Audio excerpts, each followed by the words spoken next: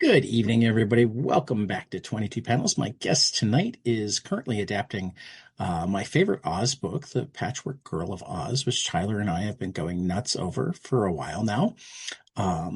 And also previously did a fantastic all ages book called Oddly Normal that I'm about three-quarters of the way through. I just finished volume 3 like 5 or 10 minutes ago. Oh, Read volume 1 a long, long time ago and didn't even like put it together with you until we booked the interview. I'm like, oh, that's where that name comes from. I should go finish yeah, that. I've done other stuff.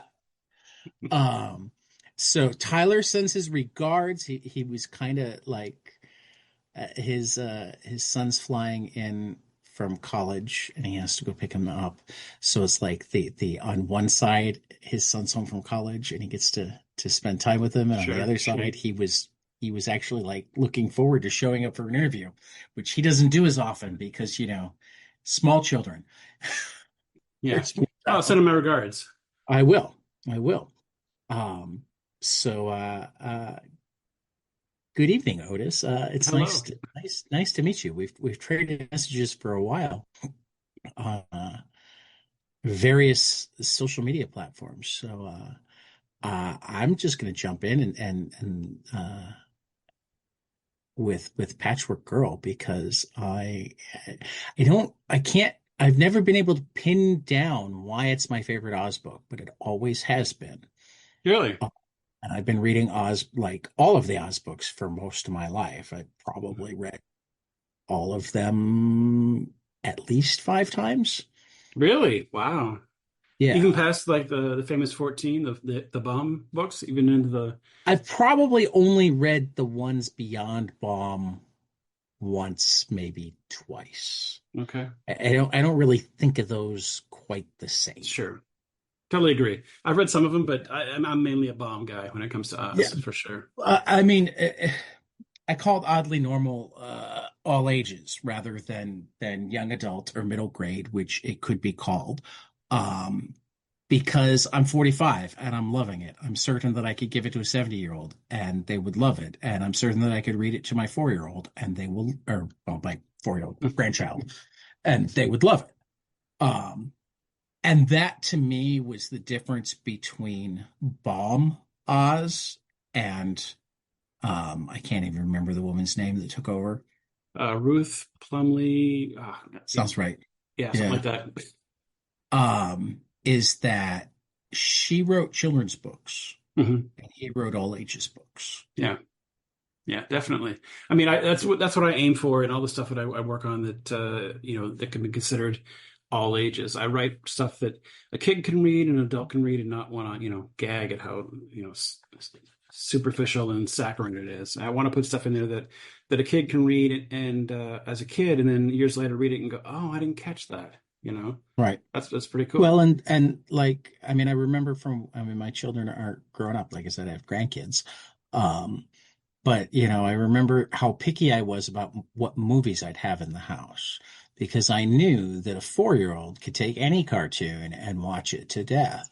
hmm So, so I didn't just like pick out the movie based on, oh, I'd be okay watching with this. It'd literally be, am I willing to watch this 1,000 times?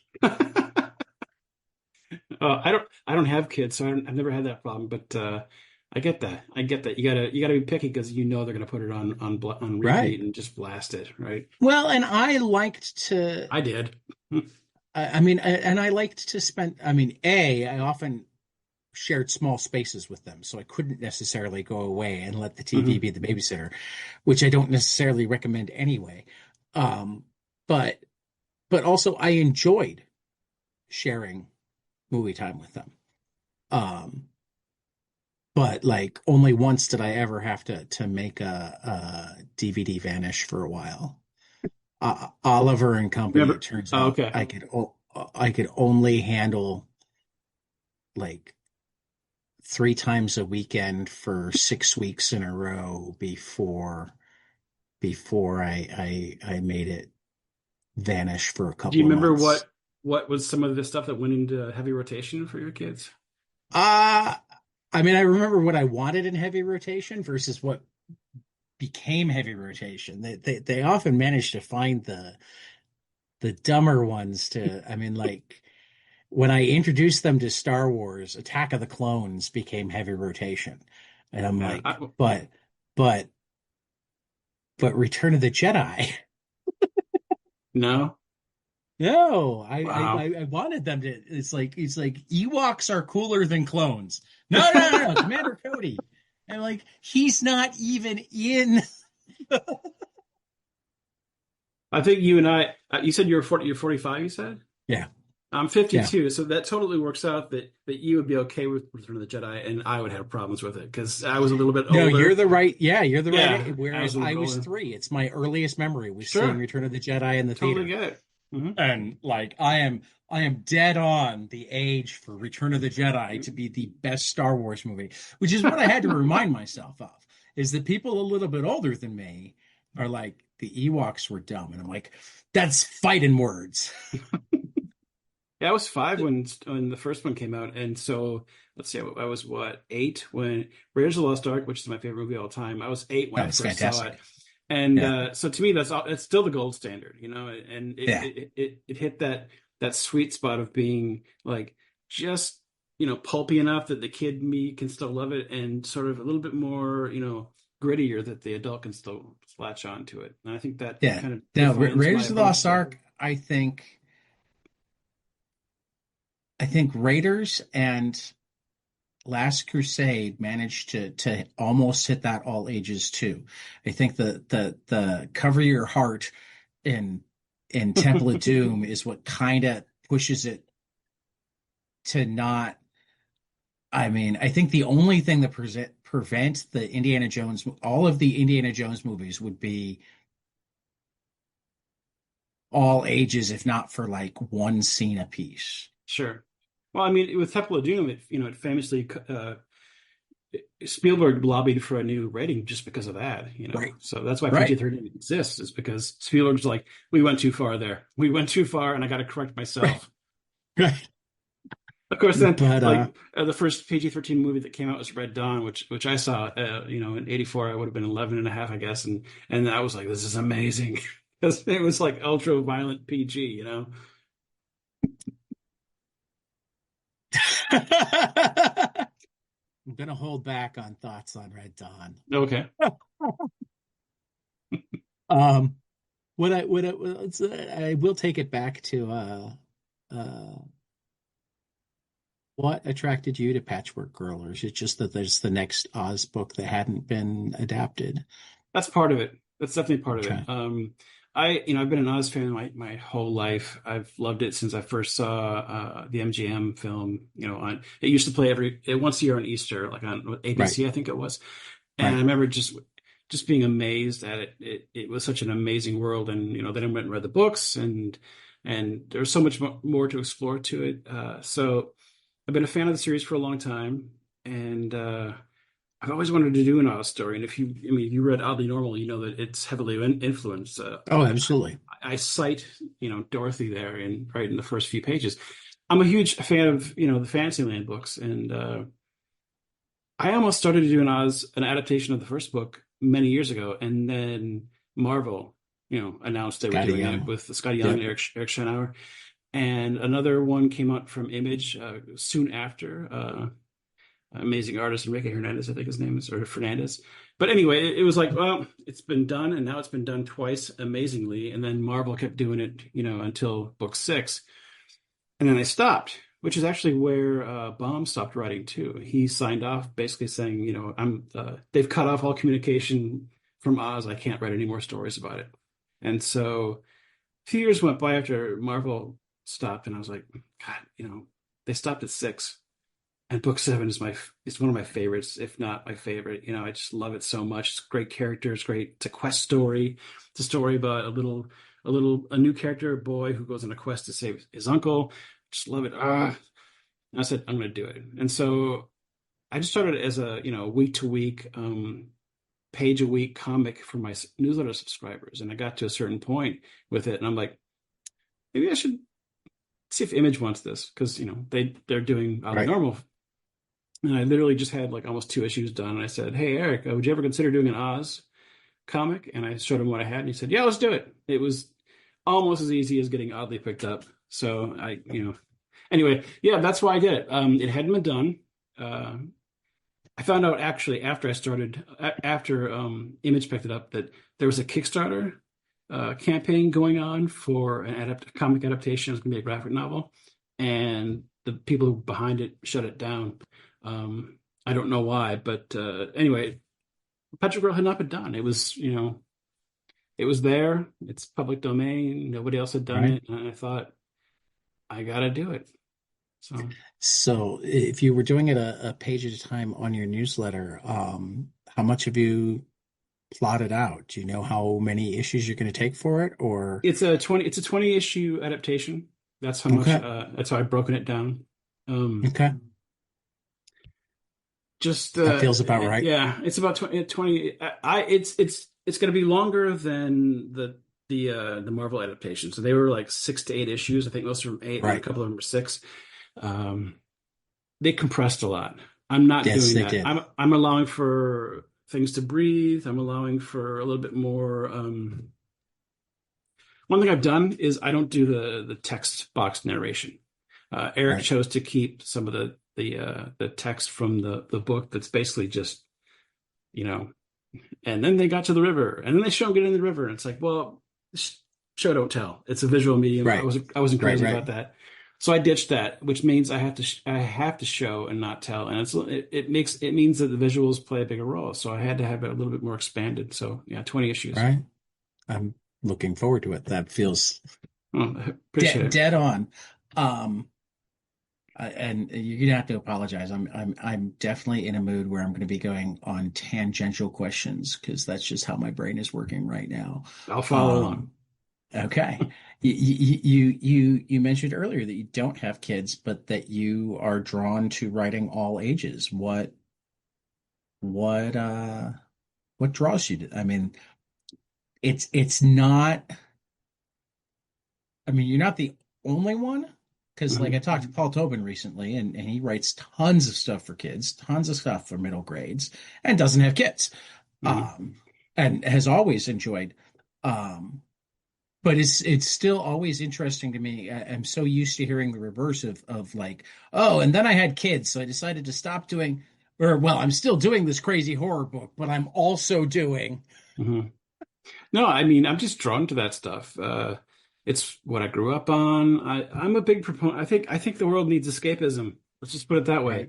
Right, Um, and I feel like kids are getting shut out of the comic world in a big way, and have for at least a couple decades now. There's in the no, weekly comics. and yeah, I mean, yeah, weekly. Scholastic has been all over them for a I'm talking while. about floppies. I'm talking about just, Yes, like, yes. I just yeah. Oh, totally. No, I mean, that's a whole different world. And yeah, and I tried to get into that world before before Image, trust me, but um, I you don't can know. still wind up there. Maybe I'm Yeah, happy with where I am. yeah, But yeah. I'm just yeah, saying, you're a young man. You got oddly many years actually to go. almost ended up at what was it? It wasn't Scholastic. It was one of them. Yeah, But there are a ton of them now. I was wrecked by Judy Hansen for a few years there, and she was Right, pitching oddly around, and ultimately it didn't go. So I was gonna do it as on my own with Kickstarter, and same thing with Oz. I had 2 issues done. I'm like, why don't I print these up with Kablam and just send them out to a bunch of publishers and see what happens? Still thinking I'd self-publish, and I got 2 offers back. I could not right, believe it. One of them was Image, and Image is almost entirely responsible for me making comics in the first place. So I'm like, I'm going with right. it. Anyway, Well, we'll get yeah, there next. okay. To go back, see, I'm a tangent guy too. Okay. To go back, it's what I gravitate towards. I like all ages material for the most part. I'm not like a priest. I like all kinds of things, but it's the kind of material I like to do. I like to read, the kinds of stuff that I that really inspired me to make the kind of comics that I've ultimately made were things like, Bone, Batman the Animated Series, which I would consider Okay. an all ages thing because kids can watch it Yeah. and adults can watch it. Stuff Yeah. like that. Bone is the truest all ages Oh piece of yeah, artwork it's wonderful. I mean, it's funny that you brought up Bone because A, it was in my mind as something to definitely bring up at some point. B, just last night I read through all of get the PDF of the upcoming The Thorn. no, I've got Thorn too, Oh, okay. but no, they're doing the deluxe editions of Bone itself. So the first one's starting shipping possibly even now. But I've got the PDF. Uh, so I just read through Into the Valley and Great Cow Race One of and my then favorite all of storylines the of bonus any comic material ever. that The they Great added. Cow Race. Oh, it's so beautifully drawn and executed. And I'm friendly with Jeff, so Oh like yeah. Oh yeah. yeah. Jeff's very, very cool. I only met him once. So I have this I have bad luck meeting my heroes, and so like three or four of my big heroes I've met, and it hasn't gone well, and I've just had to slink away, so I don't do that anymore. But yeah, he's a great guy, and I mean, sometimes you get, I mean, particularly because, I mean, when you're meeting your heroes, until you make a good impression, you're just one of the thousands to them. absolutely. So you don't have to like go, oh, it went badly. It went badly. I mean, for that matter, I even had an experience at C2E2 this year. A couple of years ago, Klaus Janson had been there, and he's absolutely one of my heroes. Mhm. Um, and I was recently off a concussion, and he was Klaus Janson, and he was one of the people one of the people that I was so nervous to meet. I mean, my wife was there only because I was recently off a concussion. She wasn't allowing me to go alone. My neurologist had cleared me to go. In fact, said it was a good idea because I needed to like test myself. But also Kelly was there to like, okay, time to sit down, put on the dark sunglasses, whatever, right? But I wanted to meet Klaus and like so I got up to him and I introduced myself and I gave him the 22 panels card and he's like, so what would we talk about? And I'm like, well, whatever you'd want to talk about. He's like, I love the Beatles. Could we talk about the Beatles? I'm like, well, and Kelly's like, he loves the Beatles. He would absolutely talk to you about but like, so I'm just thinking that I completely booted it so much that I was like scared to talk to him Mhm. again this year. Even though in my head I knew that he wouldn't remember me at all or Sure. Yeah. whatnot, right? Scared to talk to him. So much so that I am friends with Mark Chiarello, who was tabling right next to him, and is old friends with Klaus. So I'm like, So you Mark, had an can you in. do me a favor? Yeah. And Mark gave me the in, and then we had a nice conversation. So don't rule it out. You could still become friends with Jeff Smith. That's what I'm saying here. I don't know if that's going to happen. But you know what I took away from that story that you just said? Well, you and I have two things in common that, at least one of them, you probably wouldn't have in common. Most people you interview. I also have a neurologist because I've had brain surgery twice. So that's all Ooh, I thought when you said that. I'm like, yeah, a fellow person who has a neurologist. I enjoy yeah, meeting those yeah, people. yeah, We both have brain damage pretty much, so that's yeah. nice. Autistic and severe concussion Yeah. and yeah, those things get you to a neurologist. Well, I hope it's a good one for you because mine's I great. finally have one that I like. Oh, good. um, but no brain surgery yet. I I'm going to try to avoid that one. If you ever get to book four of Oddly Normal, I actually dedicated it to my brain surgeon and my ear, nose, and throat doctor because they basically saved my life. And Okay. there's a little image in there of the zombie kid who ties brains to his head. I have a little Okay. dedication to them for that because, Nice. man, they saved my life. I was going blind. That's how I found out that I had the brain tumor, and them saving my life and giving my sight back allowed me to finish that book. So, Right. you know, Very cool. And I will get to it. I have it queued up on the iPad. I just cool. needed to come talk to you. So, Well, remember, that's the one that I was working on when I was losing my eyesight and I'd had brain surgery. So Okay. if So if if it's you a don't little like, just weird, chalk it up to that. um, is it still going or does that one wrap it up?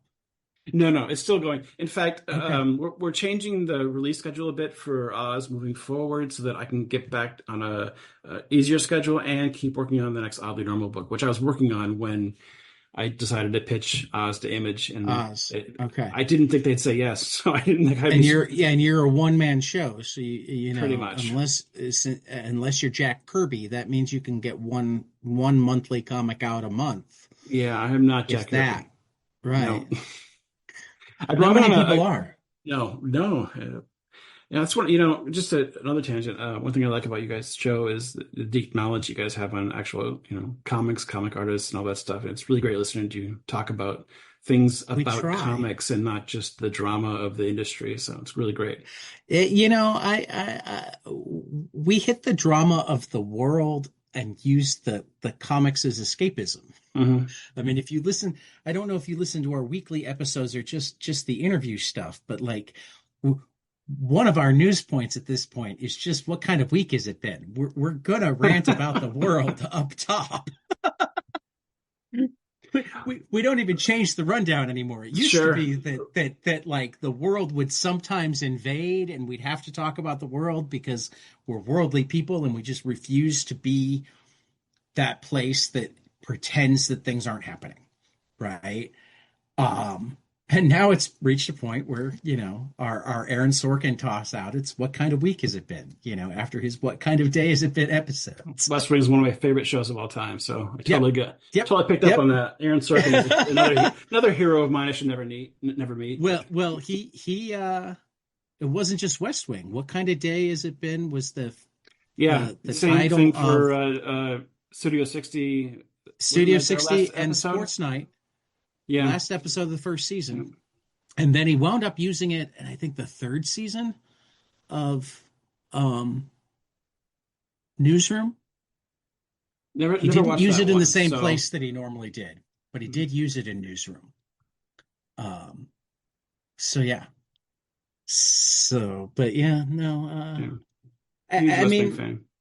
yeah, it's such a good show. Such a good show. Great writing. Um, but I mean, that's. I mean, I think part of it is we've gotten to know more, whether it's. I mean, God. As it turns out, everybody in comics will say yes when you ask them to be on your podcast. If you told me when we started 3 years ago that I think I know we're over 500 total recordings at this point, but I think we're actually nearing 600 I total was gonna say, isn't it recordings. like 600? I think that's the Yeah, right. yeah. Mm. um, That's a lot and of that talking about comics. and that's only 185 weekly episodes. All of the rest are interviews and book clubs, and the book clubs Mm. came out of like having interviews where we wound up talking about other people's stuff, and I'm like, well, what if we just planned to do it that way? Mhm. And Yeah, as it turns out, comics people like to talk about comics, and then you learn about comics and you get ideas of what to read next. And yeah, I mean, I thought I knew a lot about comics 3 years ago, and I have learned so much more now and feel like I know less than I did, or feel like when I started, I probably felt like I knew more about comics than I feel like I know now. Even though I know way mhm. more. I also know enough to have discovered that there's like huge swaths of comics that I barely know anything about. Um, and it's fascinating because like the deeper in I get, the more I realize how perfect of a medium it is. There's just no story that you can't tell well in a comic book. Doesn't mean all comic books are good, but like a skilled cartoonist can tell any story, teach any subject, whatever. I do think there's one limitation that it's an understandable limitation, but it's tough doing anything related to music. I It's tough to do. disagree. I didn't say it's impossible. It's tough to do Right. though.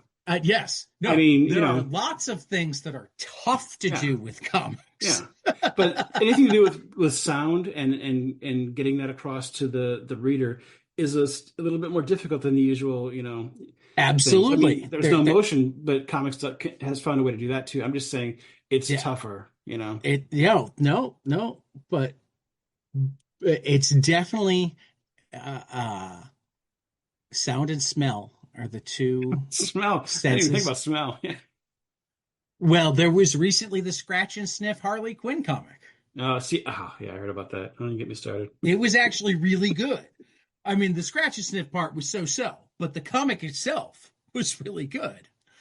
It was Joanne Sterer and Ted Brandt and Rose Stein did it. I actually had them on to talk about it because it went from, oh my God, this is a cash grab, to, wait a minute, Brandt and Stein, because I love Ted and Roe. They've been on a few times and I love their work. They did probably their best work was they did Crowded with Christopher Sabella um, at Image. Hmm. Um, so at first I'm like, oh, well, they did a cover. I mean, and then I clicked on it and like, oh, they did the art. And then I went, oh, wait a minute, Joanne Sterer wrote it? And I'm like, now I don't even need to know like any more about it. I'm buying it based on the creative team. I mean, I've Hmm. never gone so quickly from a I don't care to I'm buying this comic book just because like I saw who made it. Um, but I actually like to use old Mad magazines as there's nobody better at uh, getting smell across than the old Mad artists. You could feel it coming off the page. It's because the pages smelled. They were Well, probably. No, I hear you. I um, and so yeah, no, there are definitely things that are harder, but like in movies, it's almost impossible to get smell across. but not music. But That's not one of those. music, I'm just. It's one of those things where it's right? like, God, In only I had in sound right books, here. in books, it's almost impossible to get both smell and music across. Um, I think comics can both. I think there are a lot of ways to get. I mean, the example that I love to use is Stephen Frank's Palomino, which involves a honky tonk bar in L.A. in the early '80s. And not only does he like make me feel and hear the music, I can like hear it despite the fact that like they're not real songs, and Hmm. I'm not a honky tonk guy, right? But like he just makes it come out. But if you Jamie do know the Hernandez songs, did it with Love and Rockets a little bit sometimes. oh You yeah, could kind of feel the energy coming yeah, off the page, you know. oh yeah. But I, one of I, I one. don't, I can sing in bed with the lights on, even though I don't think it's ever been recorded. Um, but the what Jaime and Beto also do is they'll often give you the footnoted soundtrack. Mhm. So what you can do is like as soon as I see that, if I know the song, I'll hear it in my head. And if I don't know the song and I want to, I can go play it, you know. Mhm. Um, so yeah. But we just went down a total rabbit That's all hole right. there. Oh, I don't even know where we were. I don't either. That's weird. Oh, you were complimenting us on actually knowing our comic Oh stuff. yeah, there we go. And that's how it happened is like we're both teachers and we both knew from the get-go that we don't care about what's collectible. We don't care about what the big controversy is right now. We care about the business because we care about creators getting paid, right? And we care about shops staying open.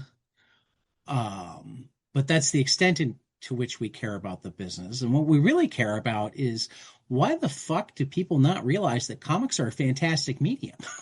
Why do we still have to convince people that they like comics? They like comic. I think it's more a problem of finding comics. The Yeah. direct market.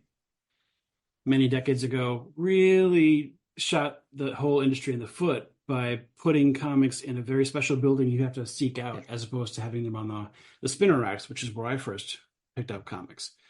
I mean, if you don't know where there's a comic shop near you, you're not going to know about comics because they're not sold anywhere else. It's, Well, it's a, I mean, at this point, graphic novels are in every bookstore. that's different though. Again, I'm talking Well, about yeah, the but floppies, see you know. that for me, for me, it's not different.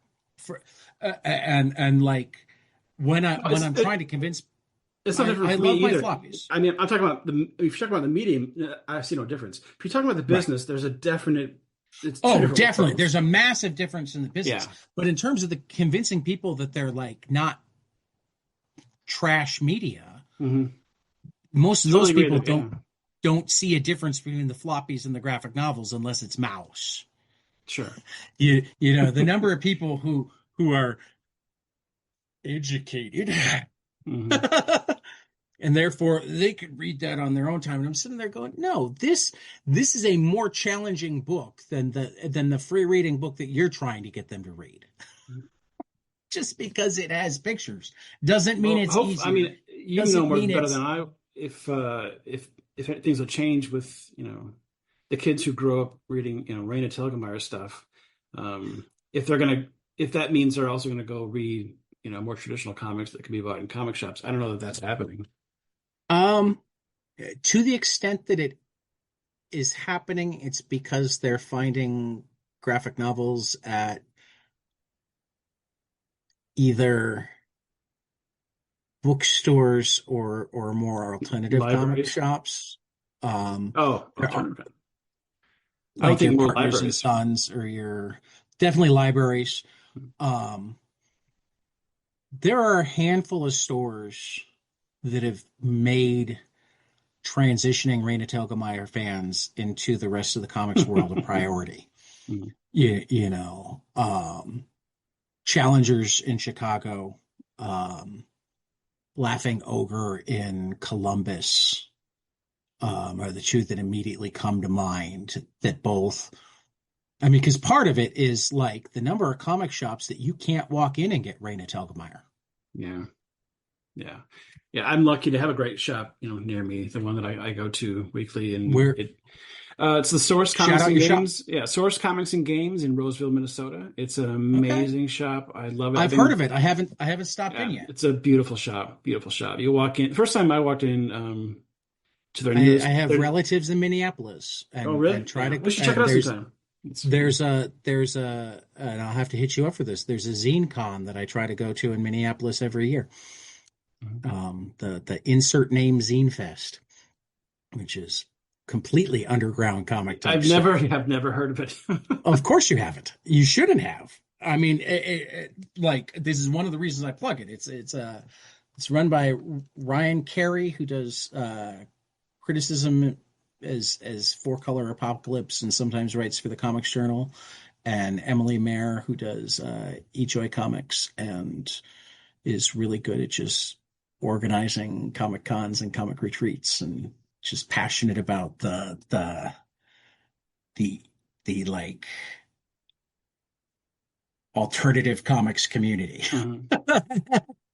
you know um and we got involved with them because like the first time that they didn't fund it out of pocket, they put it up on Kickstarter with a whopping $1,500 is what they were looking to Oh, raise jeez. to Wow. pay for porta potties and table rentals because they were going to do it outside that year. Um, and I stumbled across it with like 2 hours to go, and it was at like $700. And I'm like, this, no, no, no, no, no, no. Really? So I contributed 50, and then I retweeted it out, tagging recent guests and Minnesota area people that I knew. So I tagged Chris Cantwell and Tom King and Jeff Smith and um, Peter Krause, because Peter Krause is up in Minneapolis. And first, those four became the four biggest donors. So thank you guys. They've been thanked many, many times. But second, in the span of half an hour after they had all retweeted it as well, it went from like being at $700 with 2 hours to go to almost $3,000 um, Cool. with an hour to go. So that's how we became connected with that little zine con, you know. And it's gotten a little bit bigger each year. You know, they had Uncivilized out I guess 2 years ago was the first time Uncivilized went out as a publisher, and they've been getting bigger and bigger. Again, alternative press type people, but like they're one of the more impressive one day. I guess they now charge for a table. They charge like 25 whole dollars for a table, unless you can't afford it, in which case they'll work something out. Well, that's way more indie than I am. Yeah. I've never heard of it. Well, then, like I said, when I call up this year, I might hit you up and say, "Hey, come meet me and check this out," because it's that's I mean that's the other way that we wound up learning things is like, again, we wanted to elevate the medium of comics, and also pretty quickly we noticed that like the different areas in comics barely knew each other, and we're like, well, that doesn't make sense. Why aren't the indie people and the kids people and the you know floppy people all just comics people? Well, I might be able to help you out on that a little bit, actually. Sure. I went the first year that Oddly Normal was published. It was actually published originally by a company called Viper. The Image version is sort of Take Two, an expanded Right. version, but the first was a really indie version, and at least I thought of myself as an indie guy. So I took it. I went to one of the first cons I went to afterwards was an IndieCon on the East Coast. And nobody liked me there. They didn't want me there because my stuff was too polished and too, but as they would say, mainstream. And I'm like, really? Yeah, no, I I- wasn't. I blame all sides. okay, I'm just saying. No, yeah, no, I I didn't. was. I It's like hope I you had didn't stink think that lines I was coming off me thinking in that, comic like, turns. I mean, honestly, to a certain extent, the people that are at the big shows are more likely to enjoy going to the small shows than the other way around. But there, yeah, Why do you you're say right. that? I just from experience, No, like but how? Why? Is it because it's um mainly more focused on comics as a medium, or? yeah, I think it's partially that their comics is a medium, and partially it's that for lack of a better term, jealousy that you were just bringing up, which is like, yeah, Oh, no, we don't want that. That's not comics to us. We want raw. We I don't want know if I don't know what the motivation was. All I know is that yeah, multiple people said you really shouldn't be here, and I was just kind of like, oh, which is okay. just dumb What? Yeah, because exactly. I'm like, I make yeah, comics, you make comics. I right. totally agree with you. It's like, why? Why can't But we yeah, sell it? no, I have noticed that with very few exceptions, in terms of who tables, you have three levels of cons. You have your super small cons, like the insert name, where like if Uncivilized or Silver Sprocket show up, they're the rock stars, right? um, then you have your more traditional alternative indie cons, your Cake in Chicago, your SPX out in Baltimore, your TCAF, that sort of thing. Where the Rockstar tables tend to be Fantagraphics and drawn in quarterly, right? Mhm. And then you have the big cons where if you do anything for Marvel or DC, it doesn't matter how well you sell, you can probably get a table and people will be interested. And after that, it's like how far above, and maybe there's a small press area, and maybe there's, you I know would what I put mean? one more tier in your levels there. But between the second and third one is sort of your local show, Yeah, where it's put together by people who know each other locally, and it gets a couple of big names, but it's usually right. small names, that kind of thing. And I've been to more of those than anything else, to be honest. So Yeah. that maybe that's my level. No, I see. I haven't been to as many of those just because I happen to live close enough to Chicago that Yeah. those have mostly died in the immediate vicinity. Oh, It used to be really? that there were county shows, but like the people that organize them can't get them going. Oh, it's a nightmare for the organizers for that Right, level of show. I mean, right. I know people who organize them, so yeah, it's a nightmare. It's not, with there being two relatively big cons in Chicago and one of the bigger mini cons in Chicago and a decent sized con in Milwaukee and one of the bigger mini cons. What I will add though is library cons. Library cons often go all over the Sure. Oh yeah. place. Um, and for that matter, that's why my favorite con is actually the Comics Crossroads. Comics Crossroads seems to actually span the whole gamut.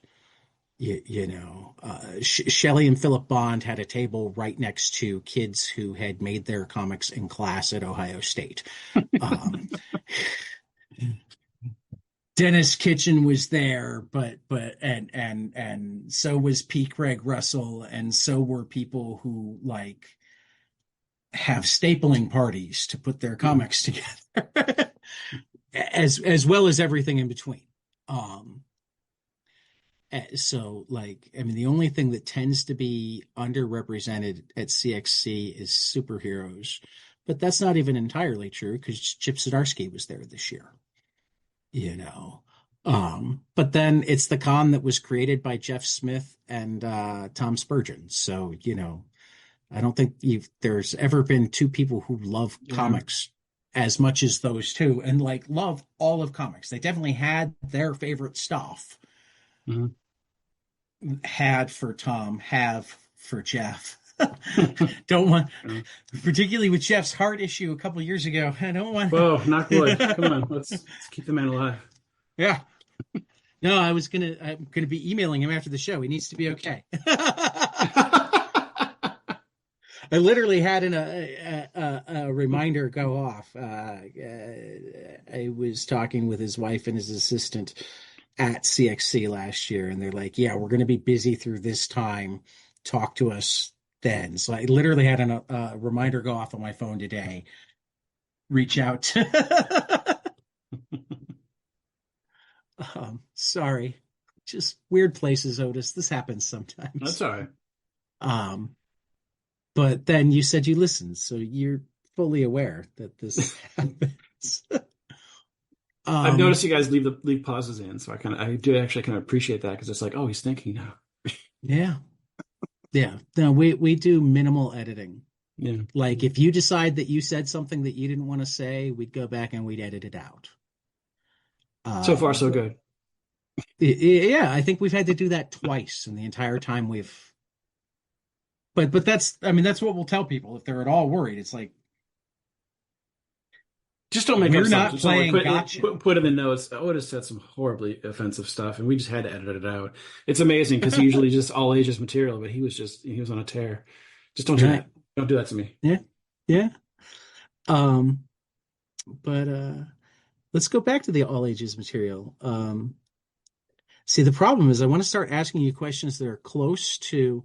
So I'm gonna ask you the closing, and you might already know the closing question if you listen to the podcast. I ask every artist or every guest at the end of the episode to tell me something they love, preferably a comic, preferably storytelling, but we really don't have rules, so whatever. Um, that not enough people around you have experienced, and you need them to, so you have more people to talk about it. So I want you to keep that in the back of your head because you need to save something for that. Because I want to ask you questions that could wind up taking away from the ability, just because. Well, actually, we fell so quickly into things. I should have you first give the front counter pitch for Patchwork Girl and Oddly Normal. We should tell people what they're listening to, particularly because I know there are a couple of librarians that should be buying these things. I hope so. Like, librarians are so good to me. So good to me. So do you want me to do that right now? You want to just Yes, let's start with that. say who I am? We haven't even said who I am, and we're like I 50 minutes in. introduced you as Otis But Frampton. yeah, Way but I back. mean, yeah, I mean, like the usual sort of, hey, this is who it is. It's fine. Yeah. Yeah. Yeah, I'm Otis Frampton. I guess I'm best known for Oddly Normal, which is published by Image Comics. It's a series about a 10-year-old girl named Oddly Normal, and on her 10th birthday, she makes her parents vanish, and she has to go to Fantasyland to figure out why. And it's very influenced, like I said, by things like Wizard of Oz, and I I'm loved also what you named the fantasy land. oh, thanks. Yeah, But I was but pretty I'm proud. I was pretty proud of that actually. but I'm actually drawing a blank on it. It's Fig Nation, and it's this. Yes. It's like a shortened version of Figment of Your Imagination. Right. Right. Yeah. But I also like that the word nation implies a place, so Right. I like how that worked Yeah. out. Fig Nation. I love it. Thanks. And then just finish up here. I also am currently doing a comic book adaptation of The Patchwork Girl of Oz, which is the seventh book in the Oz series, written by L. Frank Baum. Issue 5 comes out. What is it? Like in a week and a half, June 4th. Couple weeks. I think so. Yeah, and yeah, working on that too. So. And when you were describing it earlier, you actually I realized, oh no, that is what I why I like it the most it is the most like adventure questing Yeah, it's one of of the those Oz classic. Yeah, books. it's one of those classic like quest slash hero's journey slash coming of age Right, stories, and it's right. so insular too, in It's like because the it's Raiders of the Lost Ark of Oz. it well in a, I mean in a sense, or the National Treasure of Oz, because they're seeking out different different elements to put together, or something like that. But yeah, it's a Yeah, quest story. It's really fun, and it's about a brand new character who is a kid who has lived in Oz his whole life, but lived off in a dark forest, and so doesn't know right, Oz. So you get the right. beauty of having the Stranger in a Strange Land storyline about the character who's actually from that land, and he Well, discovering and it. I think you also and it's been probably almost a decade since the last time I did my Oz read through. My grandkids are just getting that age that if I can spend some time with them, I will probably start again. Um, but I feel like you see more of you see all four quadrants in it, Yeah, don't because you? they have to go to different And places. Yeah, right, yeah, and it might be the it's great. only Oz book that you see all four quadrants in. Of the Bomb books, Yeah, I think so. I feel like most of the Bomb books you travel within a quadrant. Uh, Occasionally you'll cross over into a second there's one. there's crossovers, yeah, and then there's times Right, where they go to the edges, like right, the desert and stuff like that. right. But yeah, I mean, one of the reasons in issue 1, I actually recreated Oz's map of the Land Map. of Oz, Yeah, and put it in there yeah. because I wanted readers to be able to follow it, just be able Oh, to follow absolutely. along. So. Yeah, Yeah, it's a fun quest story with heart, yeah, which is one of the things that's important to me. yeah, The Ojo, the main character, the Munchkin boy, his connection to his uncle is very special, and yeah, he's going through all of this to save his uncle. The yeah, other huge draw to the project is obviously the character of Patchwork Girl herself. I mean, yeah, she's one of Baum's coolest creations. yeah. It's like Harley Quinn meets Raggedy Ann meets Cyndi Lauper meets what's the girl, the woman from this is gonna seem like a weird reference, but um, Fight Club. She's got a little Yeah. crazy in her, and Right, it's right. You mentioned earlier that Baum had quit writing Oz after the sixth book, the one before this, and Mhm. and this is the one where he came back, and I think it's like I wonder how much the Patchwork Girl came out of, okay, if I'm gonna go back, I'm gonna like take it to a different level. I mean, that Oh, character itself, yeah, because it's so different, yeah. you know, He may if have you're had gonna pull some me juice back after, yeah, exactly. yeah, I you're mean, gonna coming back. I'm sorry, coming back to Yeah. it. It may have like re-energized him and made him approach it from a different way because the first six books. Sort of fall into a pattern, you know. Somebody comes to Oz, they go on an Right. adventure, they meet different places, and sometimes it kind of wanders. It's like a Right. like a road trip through Oz. This one has purpose, you know. And Well, I'm almost wondering, like,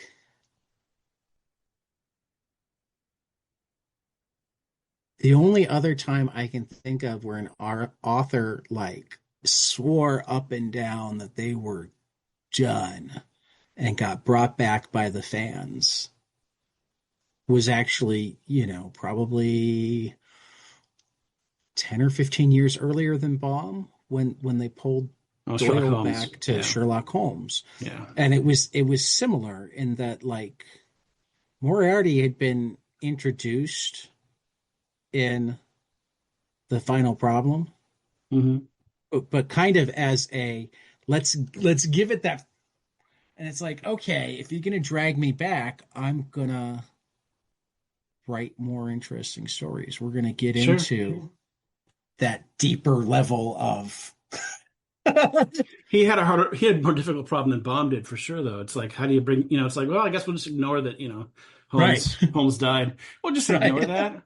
He did. He had to come up with That's pretty. That's pretty bold. I mean, for a yeah, storyteller to be like, "Well, you want more Holmes? Okay, I'm not going to tell you, how he came back, but he's back." yeah. Well, it gives like a like almost hand waved um answer to Watson. But no, we don't get to see hmm how he came back. We don't get Sure. to see what he Somehow did during Sherlock Holmes those years. returned. Right. It was like, oh, well, see, I never actually fell off the cliff Yeah. but I noticed that there was somebody else there. So I needed to vanish. The world needed to think I was dead. But now we're back. Yeah. I think also I don't know if you know this, but Baum was one of the early sort of he had an early production company in Hollywood. He moved out to Hollywood and kind of became a name. He was Right. part of the burgeoning Hollywood scene and put together a movie studio. And the first movie that he produced was The Patchwork Girl of Oz. Oh, So nice. I also wonder how much of those two things were developed together and thought of, well, Right. I want to do this for this movie, so I got to put this in the Right. book. But Right. yeah, you can. Yeah. By the way, if you ever want to watch that, you can find it on YouTube. The entire silent film Oh. of Patchwork Girl. It's pretty cool. Oh. Oh. I I may be finding that right now. mean, it's fun to watch, even if you just skim to certain parts, because it's so early in the days of Hollywood. It's so early, and you Man, know I he like lost a his good fortune on it, but I like a good silent movie, or even sometimes a bad silent movie. Um, no, we do a baseball roundtable every year that we ask for baseball recommendations at the end of, and Mark Russell turned us on to Harold Lloyd. Did a movie called Speedy that actually had Babe Ruth into it, and oh, really? I I think never heard that of that not one.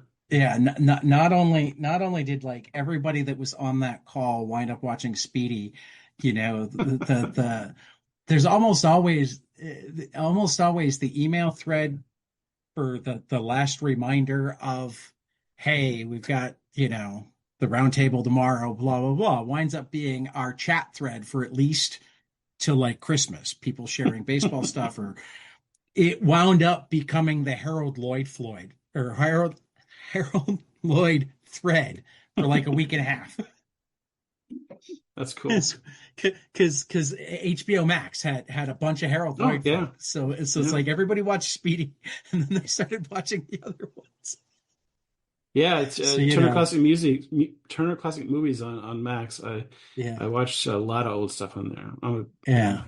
yeah, but yeah, no, I have it pulled up, so that will be something that I watch soon, possibly even today. Um, Actually, the only problem with me for watching um, silent movies is actually the same problem I have watching foreign movies, which is so often I listen to movies more than I watch them Hmm. that like if I have to read, Yeah. it means I have to put down the comic book. Yeah, you can't do that. You can't do that with that. Good luck. You know, Hold the comic right there, just like, I have been known to reposition the book that I'm reading so I can look up over it to read the subtitles. Well, if it makes you feel any better, that's how I usually work. Yeah. I do Yeah. everything on my iPad, so I'm sitting on my couch, like this, and I'll be able to see the TV at the same time. Right. So now that I've got you saving something for later, I wanna you tend towards all ages stuff across mediums. Talk to me about some of your favorite all ages things. I mean, obviously we share the Bomb Oz books as a favorite and Bone, but a good list of all ages things is always worth going through just because. Do you mean just in general or Yeah, comics? no, across all mediums. My Things that taste. you think are actually all ages. Okay. Well, Not for kids, not for adults, but like, I mean, again, we're using Bone, we're using Oz books. I'll throw in like The Simpsons and Futurama fall into an all ages type category. You mhm. know, things that you find funny that you not only wouldn't mind showing to a 2 year old, but you think that they'd like it, and the teenager wouldn't think it was dumb. My That's where tastes it are actually becomes the generally biggest. mainstream, That's for the cool. most part. And I guess like the two biggest things I would point to would be Studio Ghibli and Pixar. At least Pixar up to about 2010. I feel like their stuff has become a little, I don't know. It I feel like they kind of dumbed down a little bit post, Okay. say, Up. Wally and Up, I feel like it was like the height of their stuff. I still watch movies, I still like them, but it feels more like it's geared towards kids than it had been. I mean, I like, forget. Did they do um it's the one about the emotions? oh, Inside Out. Is that them or is that somebody That's else? Pixar. Yeah, I love that one. That one's later. I didn't there, I there are exceptions. I'm not saying yeah. that there aren't, but I just feel that, like I wish that I felt like maybe they are moving towards being what Studio Ghibli is, um, which is it. Studio Ghibli never panders, and it never feels Right. like they're putting in characters just to be the jokey character, and it feels like Pixar's been doing that a lot since I guess, well, geez, it's been 15, 16 years since Up, right? Because that was 2009. Something like Wow. that. Yeah, so now I'm feeling really old because I'm talking about these things like, oh, they just started, changing the way they do things. No, I guess it's been a while. But I mean, you look at the first movie, you look at Toy Story, that is like the classic Yeah. example of a movie that kids can love and adults can love too because they're looking at it from the nostalgia. They're looking at it from the parent and the nostalgia point of view. The kids are looking at it. Oh, toys come to life. Older people are like, this is really hitting me in the nostalgia, because this is amazing and this is what I was like, and I played with these toys, and I'm the grown up version of, it's just it works on that level. And I feel like that's one of the things I like about Studio Ghibli, especially movies like Totoro or Kiki's Delivery Service. There's a level of maturity to the storytelling, even though the subject matter is childish. You you just listed a couple of my grandparent or my grandkids' favorite movies. The Totoro the and Yeah, Kiki's Delivery. Yeah. they're my two favorites of all the Ghibli films, and I think it's because they hit that sweet spot for me. It's kids and adults can watch it, get different things out of it, and that's pretty much my aim as a Okay. storyteller. Yeah. Okay.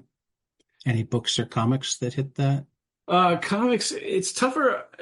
You really got to get into, what we were talking about before. Comics for kids has become the graphic novel world. The And that's world. fine. It is, but again, I do feel bad for the opportunities that the trad publishing of comics world is missing out on because you don't get Oh that. yeah. Oh, I saw this on the spinner rack and I pulled it off, and it happened Right. to cause me to read comics the rest of my life. You don't get that accidental comic reader anymore. You've got to go into the comic shop to find those comics. Well, It's a some of that is particularly in this day and age where I mean, they fell away from it when we became direct market. yes, But yeah. since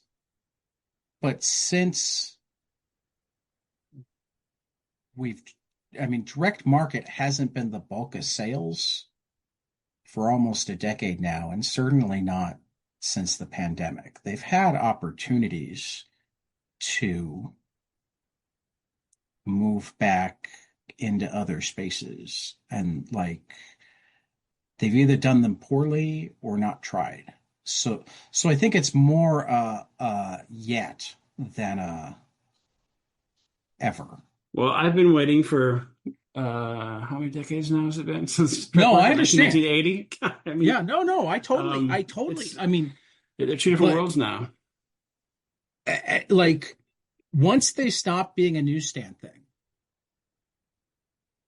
that requires there to be effort to try. I mean, like they tried to get them into Walmarts, and you know what? It would have worked if they'd been with the freaking magazines, Yeah. but they were with the baseball cards. It's frustrating to me as somebody who it's frustrating to me because I wish that it didn't have to be an either or kind of thing. Why No, can't, but like that's my point. Is it doesn't have to be. People who are actually in the position to make some of these decisions haven't been creative enough with it and or haven't seen the most obvious flaws in their plans. Like when they tried to get I mean, there was a brief time where like Borders carried single issue comics, Mhm. but the problem is they would they treated them exactly like periodicals, which meant that like at the end of the month they'd come off the rack and get replaced by the new ones.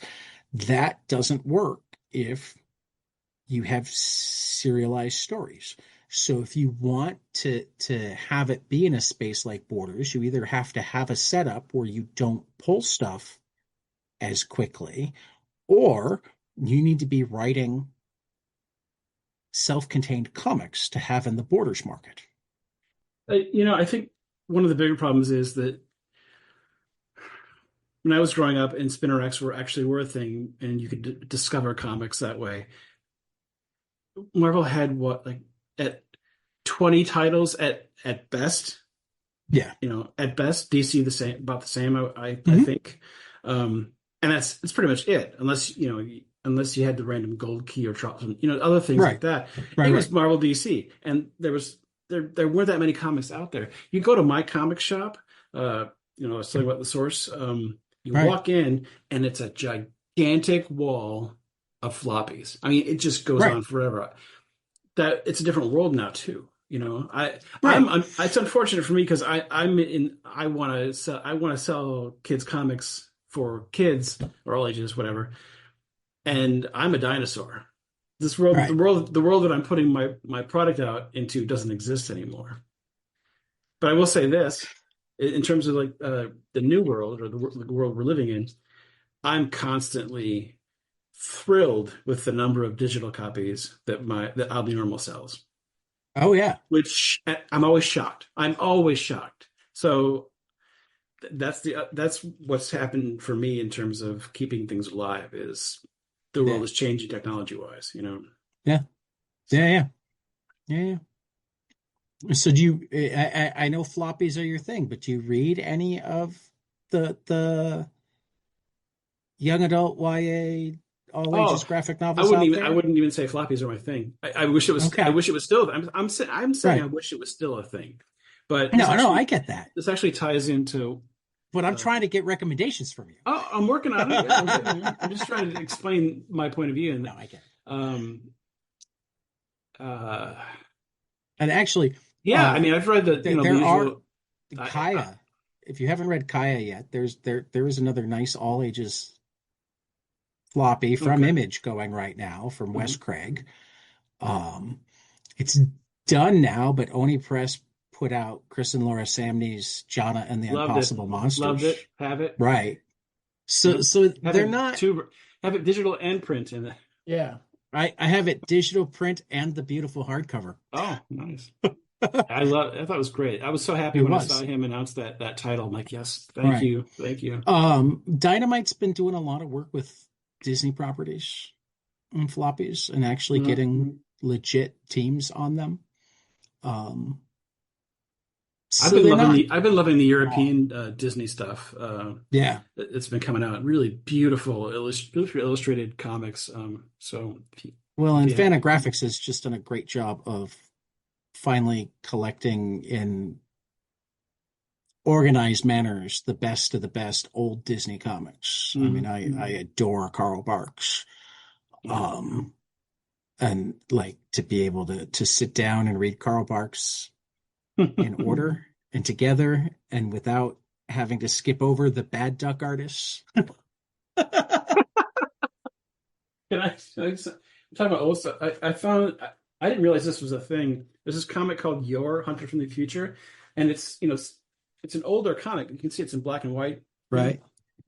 but it's a reprint of this old comic that I've wanted to read for years because it eventually it was turned into a terrible movie in 1983, and after that I Well, yeah, researched that's it. what comes up first. Yeah, yeah, exactly. Unfortunately, but they're reprinting these old strips, and I love getting a chance to read them in floppy form. It's kind of cool. Yeah. Um, I guess I'm nostalgic about it.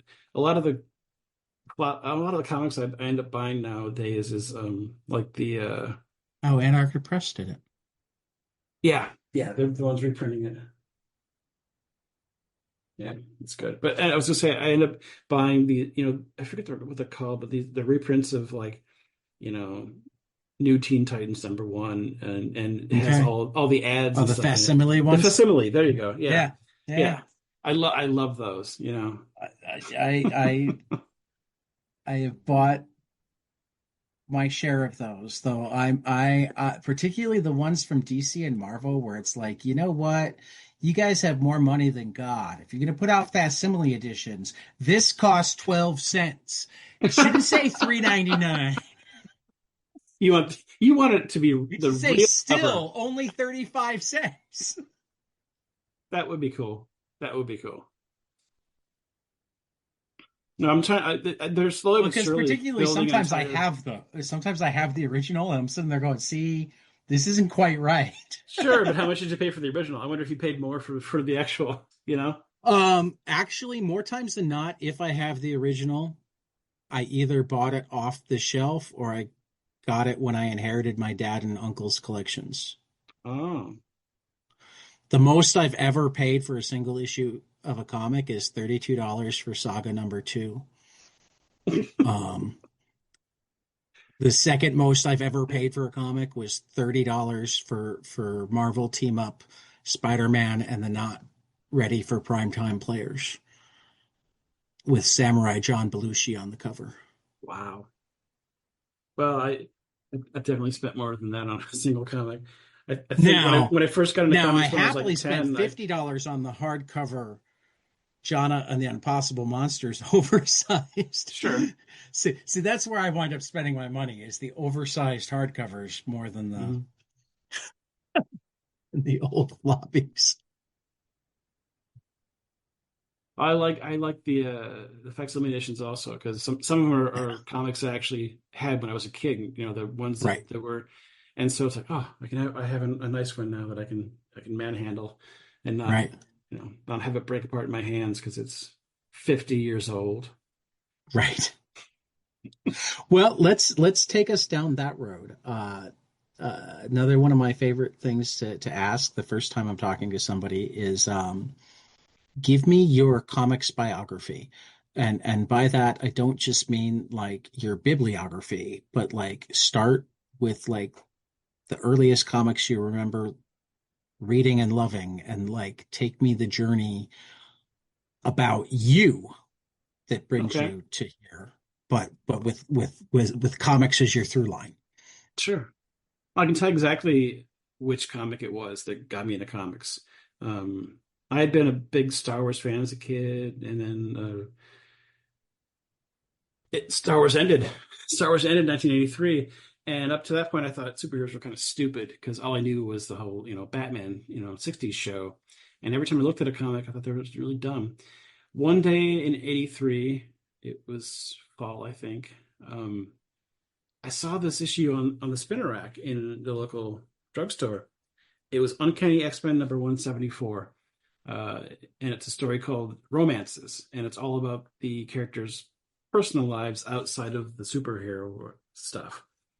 And I was a weird kid, I was like, it had a kind of a romantic cover, with Scott and Jean being held by the Yeah, mastermind, I and know this one. something about it caught my eye. It looked different to me. It looked more Starjammers. mature. Yeah, Yeah, well, that's how it starts. It's yeah. beautifully illustrated by Paul Smith. But I remember reading and going, "Oh, I didn't know comics could tell this kind of story." I mean, even as a 9-year old, however old I was, I recognized that it was a little bit more mature than the whole, pow bang, corny '60s Batman stuff. And Right. I immediately fell in love with comics. I happened to luck out in that. The very next issue was issue 175. It was the 20th anniversary of X-Men. It was their 20th anniversary issue, and it was double size issue. Unfortunately, it was the one where Paul Smith stopped drawing and JR Jr. JR. Yeah. But that's what sent me down the road. I went back, and I luckily there was actually a little teeny tiny comic shop in my town that I had no idea about until then. And I went back and I found all the issues for X-Men and started reading. And I I was totally into comics then. Another thing that happened right after I got into comics, maybe it was like 2 months after that issue came out. The first, what was it called? The Marvel Tryout book. Do you remember that? The Marvel Tryout Kind book. of. It's a 11 by 17-inch book, and it allowed you to try out as an artist or an inker Okay. Marvel Comics, and that came out like 2 months after X-Men 174, and it was actually drawn by John Romita Jr. I mean, this But this is where I was three. oh yeah, So, okay, all right. Well, I mean, it was like I just got into comics, and I I mean, was I always got into somebody. comics soon after. My first comic was Secret Wars #1 because it had all the heroes. Oh, that was very next year. It was '84. I was debating between them. I mean, like my early trips to the comic shop, my dad was still reading New Mutants and maybe Moon Knight. Who's a Sienkiewicz fan. Um, so he'd take me to the comic shop and I'd get to pick out one each time. And like I still remember the first time I was debating between a Marvel team up with Spider-Man and whatever, and a World's Finest with Batman and Superman, because my 4-year-old brain said the more heroes, the better. And then up at the counter, there was Marvel Secret, Marvel Superhero Secret Wars, and it had all of the heroes, and it cost like 35 cents more, but I needed it. So I think That I was promised to take the garbage out an extra time. oh yeah. I remember making those deals to get comics. Um, oh wow. Charles Byrne reworked pages of the tryout book were published in issues 2 and 3 of Kitchen Sink Anthology Buzz. Oh Okay, really? I have to look into that now. Oh, This is where knowing some Dennis Kitchen is useful. yeah. Uh, I think I think I'm saying this true. I think this is true. Only one person got a job from the tryout book, and it was Yeah. Mark Bagley. I think that's the artist who actually got hired because of his Well, work. according to well, we've got winners, and I don't recognize any of the names except Mark Bagley. So yeah, that's probably right. Uh, Doug Hazelwood won the Inker, and it looks like he did some work on Animal Man, Superboy, and Flash, so he got Hmm. a job. And Robin Riggs won letter, and it looks like he did some inking of Marvel UK titles. I don't remember it being a contest. I remember it just being, send your That's work what it in. says. It says, though the book was published in 83, the contest winners were not announced until 1986.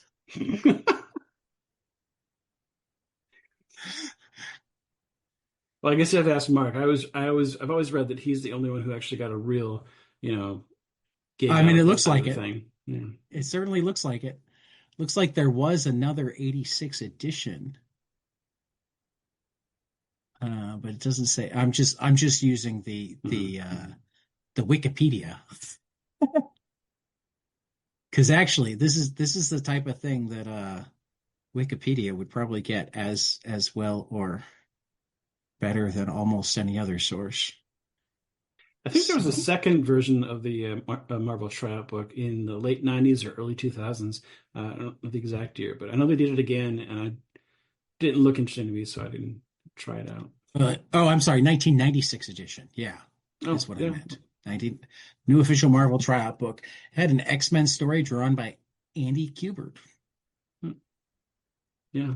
Never got a chance to look at that one, but I Mhm. know the other one well because I actually like did everything on all the pages, and I actually sent a submission to Marvel Comics directly at age 11. I remember getting a letter back. Wow. Yeah, they turned me down, in case you're wondering. Well, I mean, Jim Shooter, who would have been the editor-in-chief of Marvel at the time, Hmm.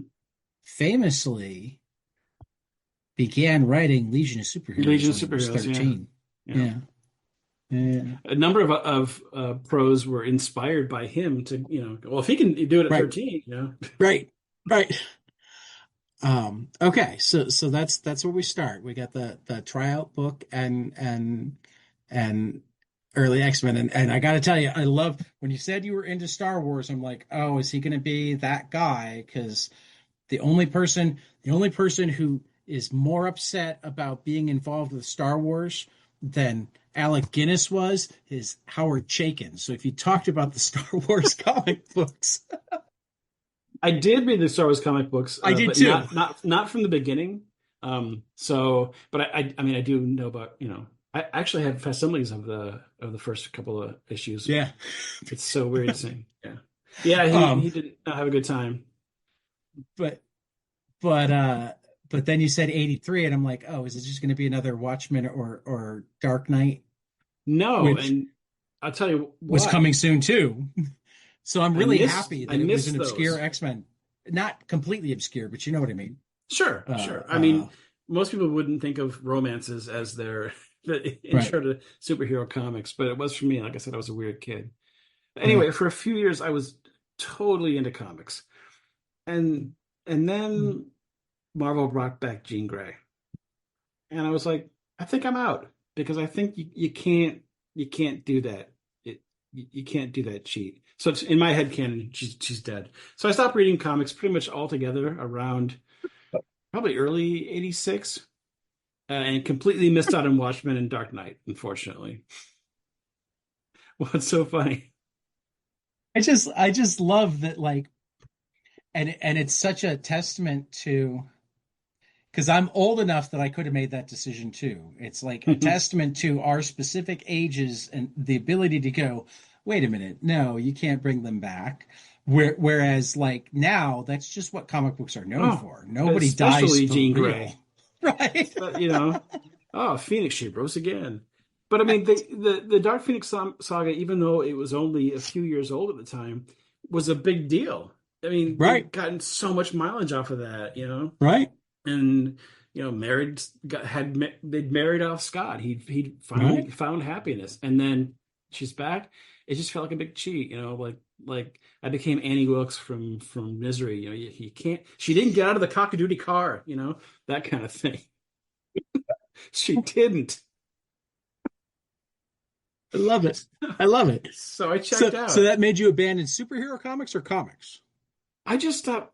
I stopped reading comics pretty much altogether, and it coincided with me going from junior high to high school, where I got into theater and film in a huge way.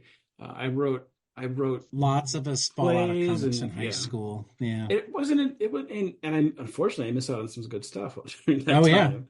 No, no, Uh, no. I think it's so really, much good really stuff. common for people to have. I mean, this is one of the reasons I love that colleges have embraced comics so much, Mhm. like in curriculum and whatnot. Is that like I think it's so common for people my age and older, and even up to 5 or 10 years younger than me, to have fallen away from comics somewhere in high school and gotten back to them sometime after college, and then gone, oh my God, there's 10 years of amazing comics that I need to Yeah, go yeah. back and But try. it's almost like an opportunity. It's like, oh, what did I miss? I mean, Right. that's what happened to me. It became a huge what did I miss?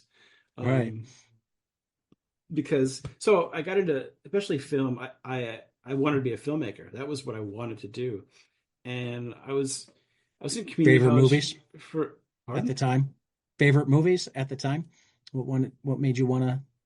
It was mostly just being like George Lucas was my hero, Okay. from an early age, seeing Star Wars at age 5. It's just like, and then seeing behind the scenes of stuff. I wanted to be George Lucas. I didn't want to be the guy who was known for drawing things that George Lucas created. I wanted to be that guy. That's who I wanted to be.